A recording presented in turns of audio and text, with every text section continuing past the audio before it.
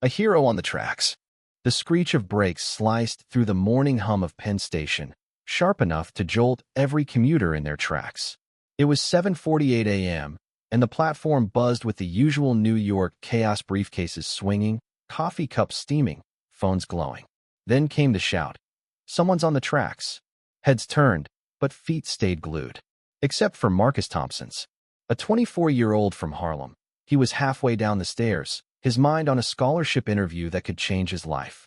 The cry stopped him cold. His eyes locked onto the far track, where a young woman sat trapped in her wheelchair, one wheel wedged between the rail and the platform's edge. The train's low growl echoed closer. Marcus didn't think moved. The woman, Clara Bennett, sat frozen, blonde hair tied back, hands clamped on her armrests. Her navy jacket bunched in her lap as she stared at the oncoming lights. No scream, just wide-eyed terror. Marcus shoved past a businessman, leapt over a stray bag, and sprinted. Voices trailed him, "Hey, don't." But he tuned them out. 3 months ago, he'd watched his mother collapse, clutching her chest in their tiny kitchen. He'd frozen then. Not today. He dropped his backpack, shed his jacket, and hit the access ladder, boots clanging on rusted rungs. A slip gashed his shin, but he kept going. The train's horn blared, sharp and close. Clara's breath came fast, shallow, her eyes meeting his. "Don't move," Marcus barked, voice steady despite shaking hands. He gripped the wheelchair's cold frame and pulled. Nothing. The wheel was stuck fast. The horn screamed again, rails vibrating. "I need help," he yelled. A woman in her 30s, heels off, suit skirt hiked, landed beside him from the ladder. "You take the back," she said. "No nonsense. I've got her arms." They moved like a unit. 1, 2, lift. The chair groaned, one wheel popping free, then the other. The train's lights blinded as it roared closer. Clara's hands slipped, her body jolting. "We're not gonna make it," the woman hissed. Marcus didn't hear. He lunged, dragging the chair across gravel. 1, 2, 3. They heaved, the chair clearing the platform's lip just as the train thundered past, wind slamming Marcus against the trench wall. Silence followed, broken only by Clara's sobs. The woman pulled Clara to safety, collapsing beside her, breathless. Marcus climbed up, hands trembling. The crowd clapped, some crying, others whispering, "That's the guy." He ignored them, kneeling by Clara. "You hurt?" She blinked, voice small. "No, I don't think so." He nodded, grabbed his soaked jacket and backpack, and walked away. The clock read 8:01 a.m. His interview was in 29 minutes, uptown. No chance now. But the sting wasn't as sharp as it should have been. Marcus didn't head home. His legs carried him through Manhattan, past street vendors and buskers, gravel still clinging to his jeans. In Madison Square Park, he sat, the city blurring. His phone buzzed 47 missed calls, 18 texts. A friend's message, "You're all over the internet." Turn on the news. A shaky video showed him sprinting, leaping, and pulling Clara free. Comments flooded. "This man deserves a medal. Black excellence. Give him a scholarship." His name, Marcus Thompson, trended. He hadn't told anyone his name. Maybe the woman who helped had asked him later. It didn't matter. The story had its own life now. By noon, he was back in Harlem, at his mother's apartment. The door was cracked, cinnamon and lemon wafting out. Diane Thompson stood in the kitchen, stirring beans, her gray cardigan soft against her frame. Her eyes narrowed. "Marcus James Thompson, why are you limping?" Before he could answer, she saw his torn jeans, his scraped hands. "Blood? Were you mugged?" He sighed. "No, Ma. There was a girl at the station. She fell. I helped." Diane's face softened. "Baby, you're on every channel." She poured him sweet tea, watching him the way mothers do, proud but scared to show it. "I knew it'd be you," she said. "You always moved first." He stayed an hour, dodging talk of the missed interview. He lied, said it went fine. Outside, neighborhood kids played soccer with a flat ball. One stopped. "You're the train guy, right?" Marcus crouched. "Guess so." The kid grinned. "You were fast." Marcus smiled. "Fast enough." That night, an email waited. New York Humanitarian Fellowship follow-up. A single line. "We understand you missed your interview. Someone on our board wants to speak with you tomorrow." No signature. Marcus leaned back, palms still raw, but something settled inside him. The next morning, he stood before a glass tower in Midtown, the Bennett Foundation for Ethical Health Innovation. His charcoal suit, bought for his mother's hospital hearing years ago, was tight but clean. The receptionist sent him to room 27B. The elevator ride was silent, his rehearsed words vanishing. The waiting room held polished men and women, their suits tailored, watches gleaming. At the far end stood a man in his late 60s, with salt and pepper hair, a cane beside him. "Mr. Thompson," he said. "I'm Dr. Edward Bennett, Clara's father." Marcus stiffened. "Clara, the girl from the station?" Bennett nodded. "I owe you more than I can say." He gestured to the panel. "They're here to listen." Marcus sat, facing questions. A silver-haired woman asked, "You missed your interview." "What?" He nodded. "I was on my way, but someone needed help." A balding man half smiled. "The city knows." Another voice. "Would you have done it if no one was filming?" Marcus met his gaze. "Yes. I didn't know they were." Silence. Bennett spoke. "Clara's been in a wheelchair since a car accident at 13. She doesn't trust strangers.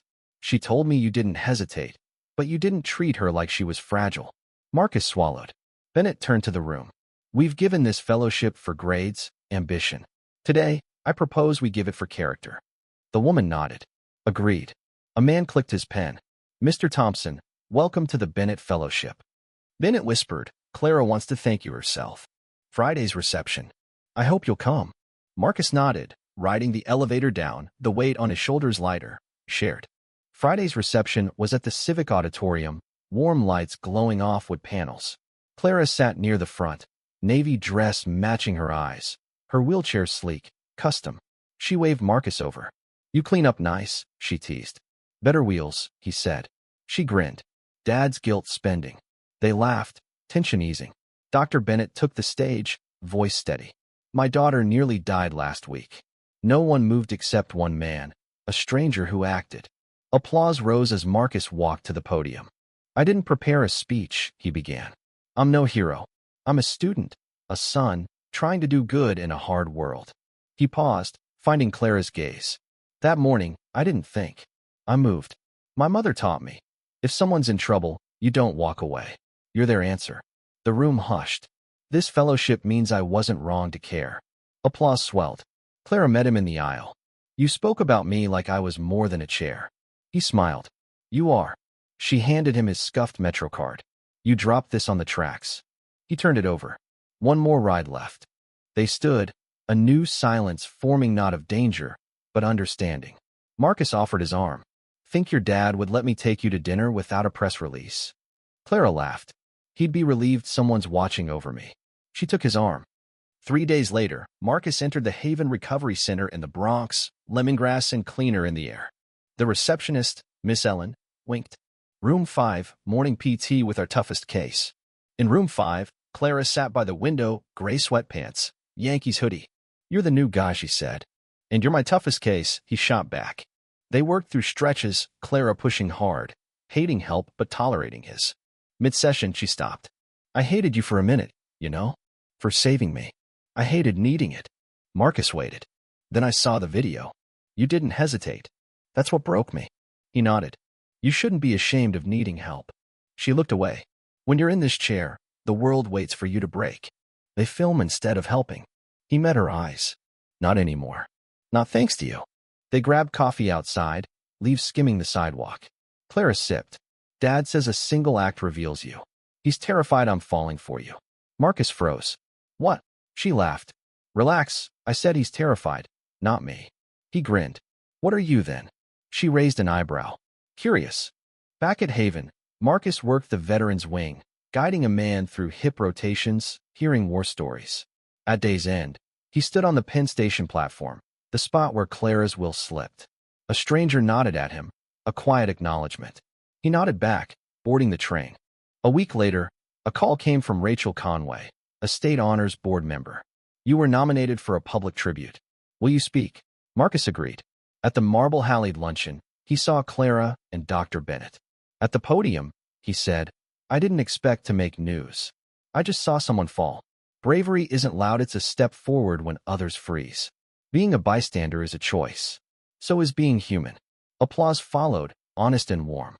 In a side gallery, a photo of Marcus kneeling by Clara was framed. "Compassion in Motion, Marcus Thompson, 2023. Judge Harlan, from the Fellowship Board, joined him, handing over coffee. You didn't want to be a symbol, he said. That's why you're a good one. They clinked cups. Dr. Bennett gave Marcus an old rejection letter for a Bronx disability clinic, denied for low public interest. Build it now, he said. Under your name and Clara's, if she agrees. Clara beamed. I do. 3 months later, on a brisk February morning, Marcus and Clara stood before a brick building on Southern Boulevard. A banner read, Thompson Bennett Rehabilitation Center, Compassion in Motion. Volunteer med students, retirees, even a veteran named Amos, who'd once urged Marcus to act, transformed the space. Clara designed accessible counters. Marcus oversaw therapy rooms. A plaque by the desk read, To those who moved when others stood still. At the opening, Judge Harlan spoke. This building is built from breath. Marcus took the mic. I thought I needed to do something big to matter. But it's present, stepping towards someone, not away. His mother cried in the back, pride in her eyes. That night, Clara entered the therapy room, finding Marcus by a mirror with a kid's note. Thanks for not giving up. She smiled. You didn't cry during your speech. He grinned. Saving it for our first plumbing disaster. She grew serious. If I hadn't fallen, where'd we be? He paused. In different lives, proving something to the world. She nodded. Now, I just want the right people to feel it. He pulled out Amos's subway token, a reminder of moving forward. Clara showed the photo of them on the platform. I wasn't alone, she said. He stepped closer. You think your dad's still scared we're falling for each other? She smirked. Only when you get poetic. He leaned in, and she met him, a kiss, not an ending, but a beginning. By summer, the center was a pulse in the Bronx. Marcus unlocked the doors daily, touching the plaque. A team patient, Jamal, worked through stretches, his defiance softening. Clara watched, mouthing, coffee after? Marcus's mom visited, tracing the plaque, tears welling. I needed to feel it, she said. They sat in the rooftop garden, herbs and wildflowers blooming. I'm proud, she whispered. Marcus squeezed her hand. I needed to hear it. That evening, Marcus and Clara walked Harlem's streets, streetlights flickering. She asked, What were you thinking, running onto the tracks? He looked ahead. I saw someone falling. I thought, if it were my mom, my sister, or you, I'd want someone to move. She nodded. You didn't know me then. He turned. I do now. And I'd still run. Under a street lamp, they stopped, hearts loud in the city's hum. Their kiss sealed a promise not just to each other, but to a world they'd keep moving toward, together. What did you think of Marcus and Clara's story? In the comments, share your thoughts on courage in the face of violence and injustice. Have you seen bystanders choose to act or not? Take a stand, share your view, and let's spark a real conversation.